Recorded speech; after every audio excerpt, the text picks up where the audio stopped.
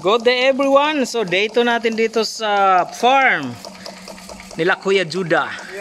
So right now mga ka-Aquaman, gumamit tayo ng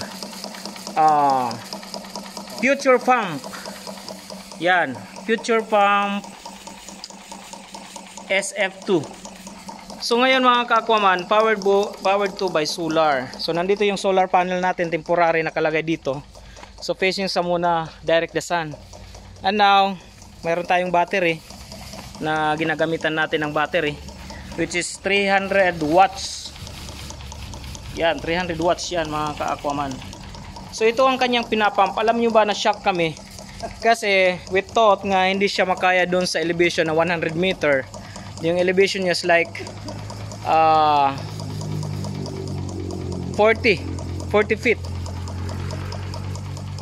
Galing dito sa ground na to. And then doon sa ilalim mayroon tayong 22 feet gamit yung ating hose. So ngayon pinapump yung tubig papunta sa taas. Ayan, so gamit natin itong Future Pump. Tingnan mo, yan, pwede siya gamitan ng mano-mano. Pag hindi na pwede mo nang paikotin yung na handle na yan. So ayan. So ngayon mga ka-Aquaman, nag DIY para lang makonek natin kasi yung mga hose niya na nakakabit hindi siya fit sa ating mga fittings papunta dun sa taas. Pero nagawa natin ng paraan.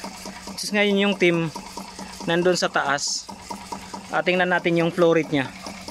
Yan. So continuous yan mga ka-Aquaman, gamit by Future Pump SF2. So pupuntahan natin dun sa taas mga ka-Aquaman. Ayan, so yan yung layout ng pipe natin papunta dun sa source. And then 100 meter. And then yung elevation niya is 40 feet below the ground. So yan, puntahan natin doon. Ko yung team habang sila nagsasun production. Kasi kahapon hanggang dito lang yung tubig. Pero ngayon nandun na sa taas.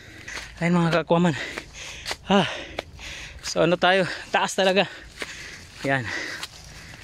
So, nandito yung setup natin ng tank. So dyan natin pinupundo yung tubig dito sa platform na to. Kuya Judah, anong masasabi mo? Works well. Future Pump.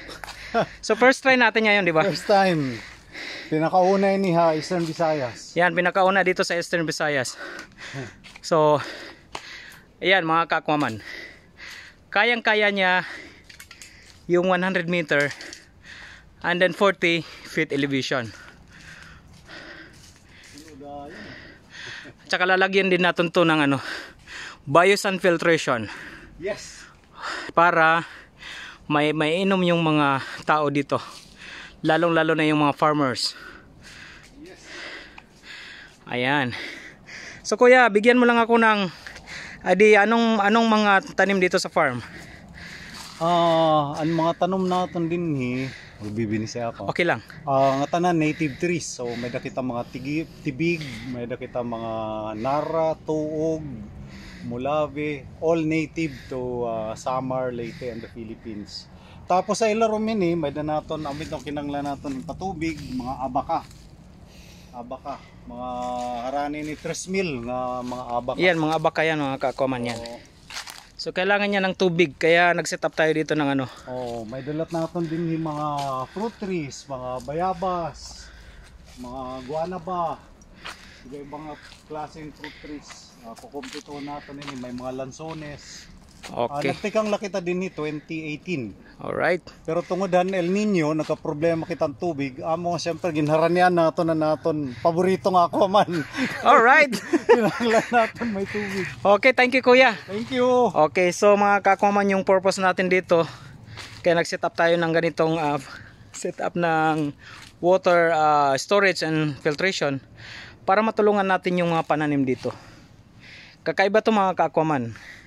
Kasi there are group of farmers na nagtatanim dito sa lupa na to. And then wala nga tubig silang nakukuha. So doon sa ibaba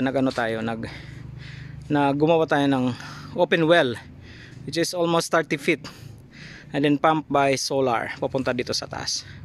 Ilang mga ka-Aquaman, salamat sa mga pag-antayway nyo sa aming mga water projects.